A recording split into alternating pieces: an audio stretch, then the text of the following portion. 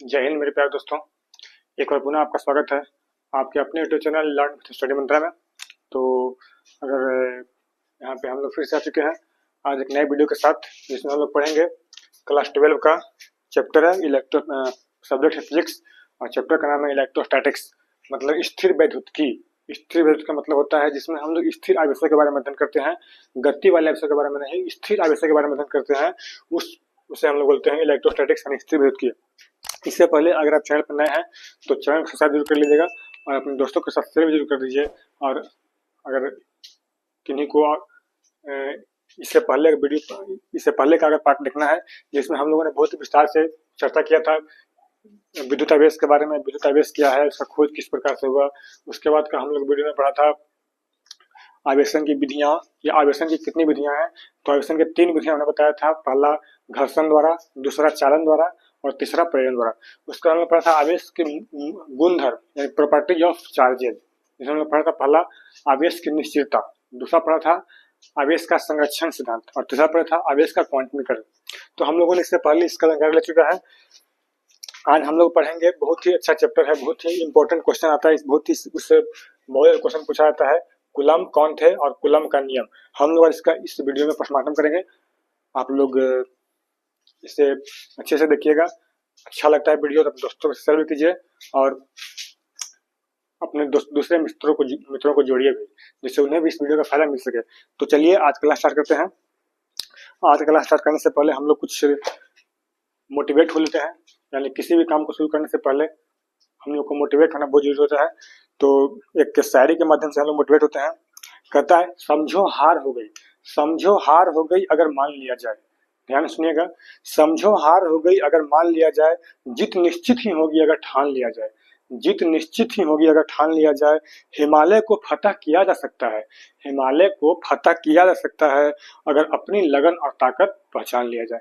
तो हम लोगों ने देखा कि अगर हम लोगों ने अब सोच लिया कि हम हार जाएंगे तो हम लोग कभी जीत नहीं सकते हैं, इसलिए हमें आगे निरंतर बढ़ते रहना है। तो चलिए इसी के साथ आज का क्लास स्टार्ट करते हैं। हम लोग इसका पोस्टमार्टम करते हैं, कूलम्ब का नियम और कूलम्ब कौन थे। तो हम लोग सबसे पहले जानेंगे कूलम्ब कौन थे बारे में, कूलम्ब कौन थे इनके बारे में हम लोग जानेंगे।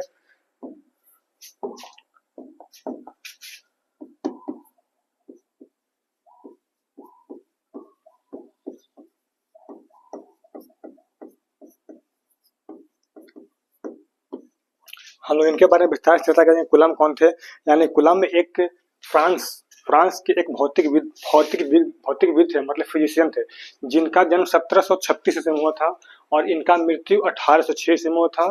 और इस व्यक्ति का पूरा नाम क्या था, तो इसका इस व्यक्ति का पूरा नाम चार्ल्स ऑगस्टिन डे कूलम्ब था। चार्ल्स ऑगस्टिन डे कूलम्ब, यानी इनके बारे में हम लोग जाने कि इस व्यक्ति का पूरा नाम चार्ल्स ऑगस्टिन डे कूलम्ब था और इनका जन्म 1736 ईस्वी में फ्रांस के पेरिस शहर में हुआ था और एक भौतिकविद यानी फिजिशियन थे। और इन्होंने कूलम्ब के बारे में यानी 2 स्थिर बिंदु आवेशों के बीच एक नियम दिया, उसके लिए एक नियम दिया, विद्युत आवेशों के लिए एक नियम दिया, जिसे हम लोग इन्हीं के नाम के सम्मान में कूलम्ब का नियम कहते हैं। और इसका कुछ डेरिवेशन है, कूलम्ब का नियम क्या है इसके बारे में हम आगे चर्चा करेंगे। पहले इनके बारे में लिख लेते हैं, कूलम्ब कौन थे।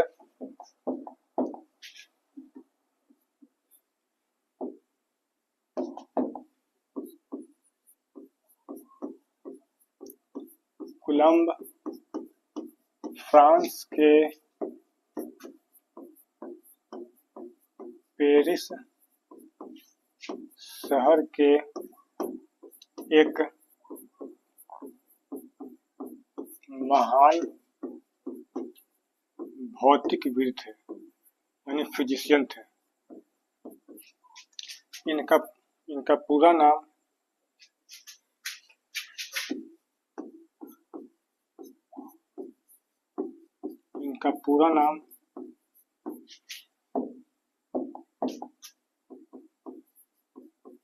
चार्ल्स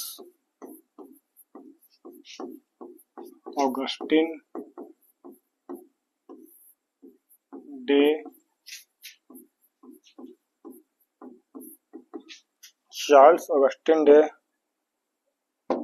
कूलम्ब था। इनका जन्म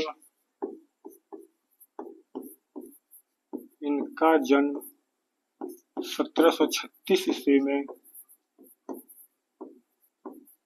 तथा मृत्यु 1806 ईस्वी में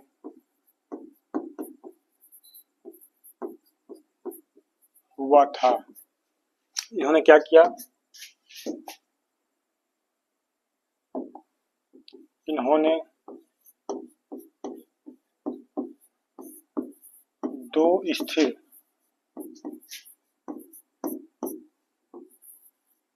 दो स्थिर बिंदु आवेशों के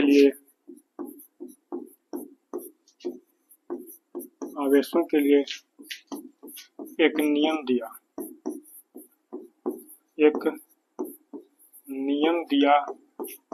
जिसे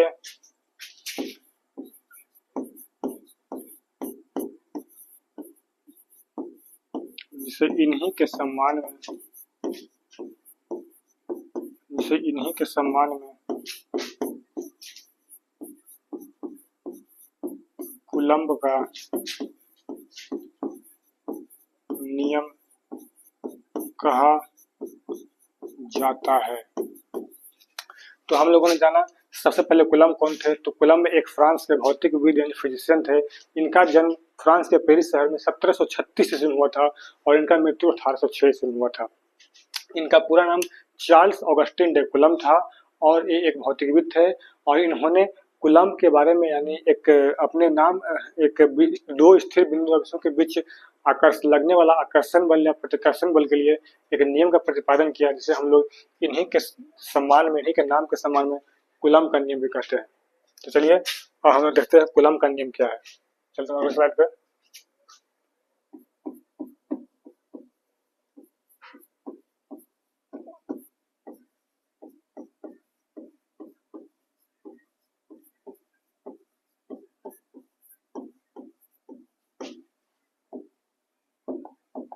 हम लोग यहाँ पे समझेंगे कूलम्ब का नियम क्या है। बहुत ही इंपॉर्टेंट क्वेश्चन है 12 की दृष्टि से और IIT जी मेंस की दृष्टि से बहुत इंपॉर्टेंट क्वेश्चन है। ये हमेशा एग्जाम से पूछे जाते हैं और 12th के एग्जाम में हमेशा 5 नंबर या 3 नंबर में क्वेश्चन पूछे जाते हैं। तो इन्होंने दो स्थिर बिंदु आवेश लिया Q1 और Q2 और इन्होंने कहा, कूलम्ब ने कहा कि दो स्थिर बिंदु आवेशों के बीच, अच्छा ध्यान सुनिएगा, दो स्थिर बिंदु आवेशों के बीच लगने वाला आकर्षण बल या प्रतिकर्षण बल उनके बीच के उन दोनों आवेशों के बीच के दूरी के वर्ग के व्युत्क्रमानुपाती और उन दोनों आवेशों के गुणनफल के समानुपाती होता है। तो कूलम्ब ने क्या कहा कि दो स्थिर बिंदु आवेशों के बीच लगने वाला आकर्षण बल या प्रतिकर्षण बल दोनों आवेशों के गुणनफल के समानुपाती और उनके बीच के दूरी के वर्ग के व्युत्क्रमानुपाती होता है। तो चलिए हम इसे लिखते हैं। कूलम्ब का नियम क्या है, इसे लिखेंगे।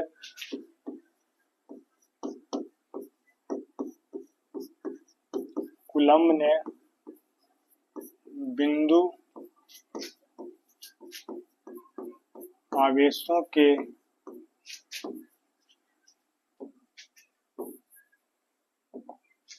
कूलम्ब ने दो बिंदु आवेशों के बीच लगने वाला आकर्षण बल और प्रतिकर्षण बल के संबंध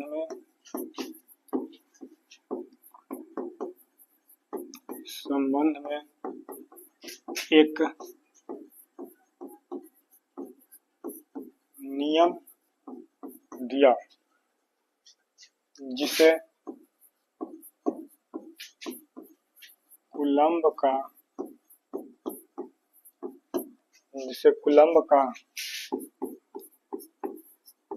नियम कहा जाता है।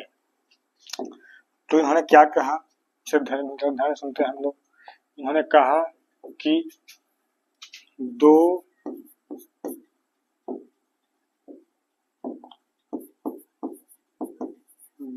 स्थिर बिंदु आवेशों के बीच दो स्थिर बिंदु आवेशों के बीच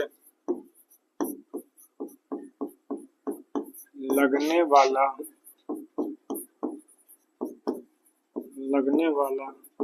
आकर्षण बल या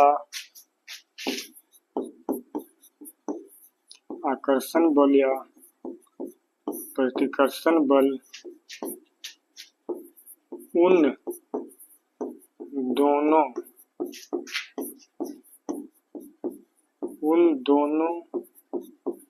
आवेशों के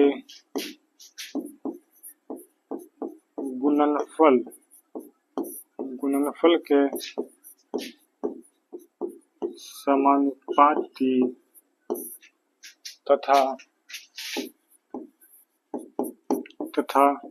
उनके बीच के दूरी के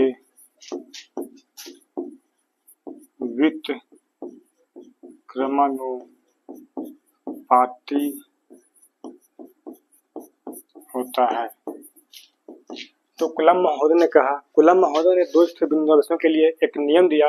उन्होंने बोला कि दो स्थिर बिंदु आवेशों के बीच लगने वाला आकर्षण बल अगर सजातीय आवेश रहेगा तो प्रतिकर्षण बल रहेगा यानी इंपल्सन फोर्स रहेगा। अगर विजातीय आवेश रहेगा एक प्लस और एक माइनस तो क्या रहेगा आकर्षण बल। उन्होंने बोला कि दो स्थिर बिंदु आवेशों के बीच लगने वाला आकर्षण बल या प्रतिकर्षण बल उन दोनों आवेशों के गुणनफल के सीधा समानुपाती और उनके बीच की दूरी के व्युत्क्रमानुपाती होता है। किसने कहा? कूलम्ब ने यह नियम दिया। तो इसके अनुसार इसका डेरिवेशन निकालेंगे कि कूलम्ब का नियम के अनुसार इसका बल का फॉर्मूला क्या होगा। तो चलते हैं हमारे स्लाइड पे। अपने दोस्तों को जोड़ सकते हैं जिससे उन्हें भी अच्छे से कंटेंट मिल सके। अभी और अच्छे से कंटेंट आने वाले हैं और बोलिए अगला आप कमेंट कर सकते हैं वीडियो में कि आपको किस चीज़ पे चाहिए। इसमें सारे सब्जेक्ट का पॉलिटी, इकोनॉमिक्स, हिस्ट्री, ज्योग्राफी, उसके बाद 12th का पूरा सिलेबस, 10th का पूरा सिलेबस, 9th का पूरा सिलेबस और 11th का पूरा सिलेबस का कवर किया जाएगा। तो आप लोग बता सकते हैं किस टॉपिक पे वीडियो अगला वीडियो चाहिए। तो हम लोग इसका डेरिवेशन देखते हैं। तो इन्होंने कहा कि मान लिया कि एक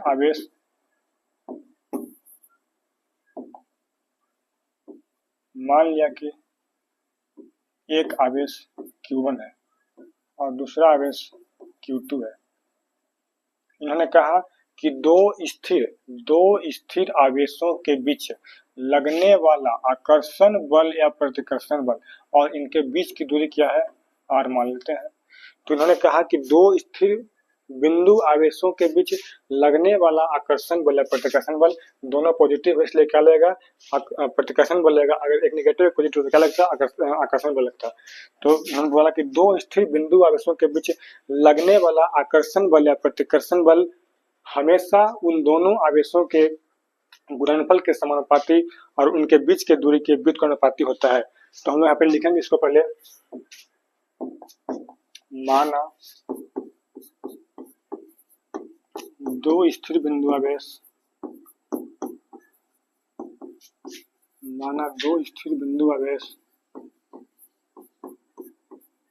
Q1 और Q2 है तथा इनके बीच की दूरी r है। तो कूलम्ब के नियम से पहला कहता है कि जो आकर्षण बल या प्रतिकर्षण बल हम लोग शुरू करते हैं उन दोनों आवेशों के गुणनफल के समानुपाती यानी Q1 और Q2 के गुणनफल के समानुपाती, इसे मान लेंगे समीकरण नंबर फर्स्ट। उसके बाद पुनः तथा उन दोनों आवेशों के बीच के दूरी के वर्ग के व्युत्क्रमानुपाती यानी F व्युत्क्रमानुपाती 1/r²। Equation number 2। उसका हम लोग क्या करेंगे, इक्वेशन फर्स्ट एंड 2 से यानी समीकरण फर्स्ट एंड टू से देखते हैं कि इसका LHS बराबर है तो अपने आप LHS बराबर हो जाएगा। इसके अनुसार F समानुपाती Q1 इंटू Q2 बटा R स्क्वायर। यहाँ तो कुलम ने कहा। उसके बाद इन्होंने क्या किया, समानुपाती को हटाएंगे तो हम लोग जानते हैं कि एक कांस्टेंट लाते हैं छोटी के, और यहाँ पे Q1 इंटू Q2 बटा में R स्क्वायर, और जो K का मान होता है, K का मान 1/4 पाई एप्सिलेंट नोट, इसी को बोलते हैं एप्सिलेंट नोट या एप्सिलेंट जीरो, इंटू बड़ी के, हमेशा याद रखिएगा बड़ी के यहाँ छोटी के, इंटू Q1 इंटू Q2 बटा R स्क्वायर। यही क्या है, कुलम्ब का नियम। देख सकते हैं यही क्या है, कुलम्ब का नियम। यानी कुलम्ब का नियम के अनुसार ये तो हो गया, यह है कुलम्ब का नियम, इसलिए हम यहाँ पर लिख सकते हैं, गलती हो गया, इसलिए हम यहाँ पर लिख सकते हैं कि F बराबर, अगली साइड में लिख लेते हैं, यहाँ पे दिक्कत हो जाएगा। यानी क्या होगा, F बराबर 1/4 pi epsilon not into K into Q1 into Q2 और बट्टा में R स्क्वायर। यही क्या है, तो कुलम्ब का नियम है। जहाँ क्या लिखेंगे, जहाँ जो 1/4 पाई एप्सिलॉन नोट का मान होता है 9 गुना 10 to the power 9। Epsilon naught 1/4 pi epsilon naught का मान होता है 9 गुना 10 टू द पावर 9। इसका मात्रक होता है, हम लोग देख सकते हैं, इसका मात्रक न्यूटन मीटर स्क्वायर प्रति कुलम्ब स्क्वायर इसका मात्रक होता है।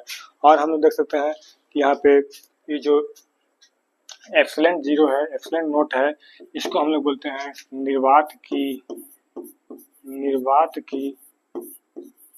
विद्युतशीलता, निर्वात की विद्युतशीलता। और ये जो बड़ी के है, इसे हम लोग बोलते हैं माध्यम का परावैद्युतांक।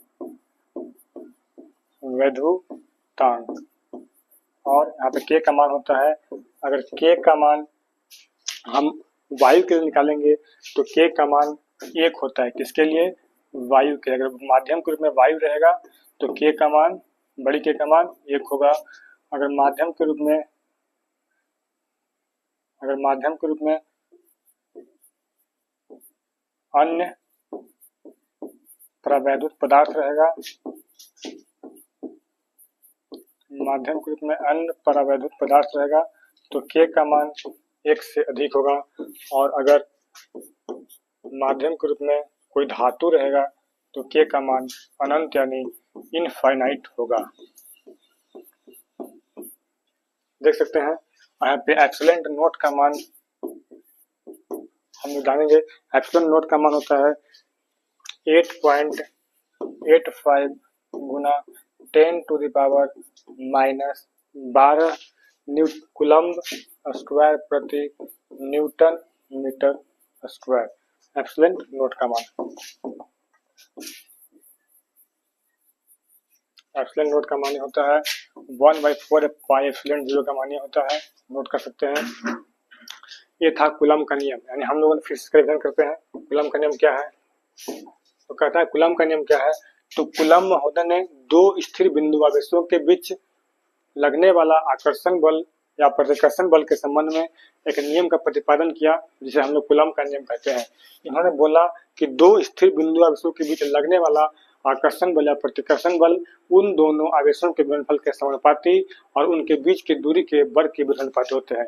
इसके साथ हम लोगों ने डेरिवेशन निकाला। तो हम देखते हैं, मान लेते हैं यहाँ पे Q1 कोई आवेश है और दूसरा Q1 Q2 कोई आवेश है, इनके बीच की दूरी R है। तो हम लोग लिखते हैं, पहले माना दो स्थिर बिंदु आवेश Q1 तथा Q2 है तथा इनके बीच की दूरी R है। तो कुलम्ब के नियम से क्या होता है, F समानुपाती Q1 इंटू Q2, क्योंकि कहता है कि उनके बीच दोनों जो आवेश है उनके गुणनफल के समानुपाती और उनके बीच का दूरी क्या है r, उसका वर्ग करेंगे, उसका भी समानुपाती हो। इसका समीकरण 1 और 2 को मिलाएं तो एक समानुपाती Q1 × Q2 बटा r स्क्वायर। उसके बाद जब हम लोग जानते हैं कि समानुपाती का चिन्ह हटाते हैं तो एक कांस्टेंट निर्देशांक लाते हैं, तो यहाँ पे हम लोग कांस्टेंट के रूप में छोटी k लाए हैं।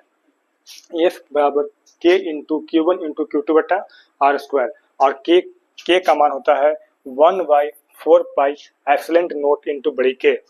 इसका हमने देखा कि यहाँ से फॉर्मूला निकला F बराबर 1/4 pi epsilon not into K, जहाँ K क्या है, माध्यम की परावैद्युतांक है। उसके बाद एप्सिलॉन 0 क्या है, निर्वात की वैद्युता है। Q1 क्या है, पहला आवेश है।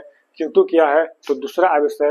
और R क्या है, तो दोनों आवेशों के बीच की दूरी है। यही क्या है, कूलम्ब का नियम,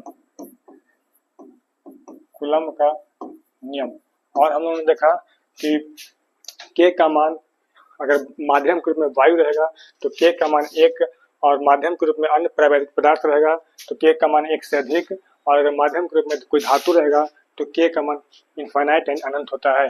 और एप्सिलॉन 0 यानी एप्सिलॉन 0 का मान 8.85 गुना 10⁻⁻12 कूलम्ब स्क्वायर प्रति न्यूटन मीटर स्क्वायर हमेशा एक क्वेश्चन ऑब्जेक्टिव के रूप में पूछा जाता है।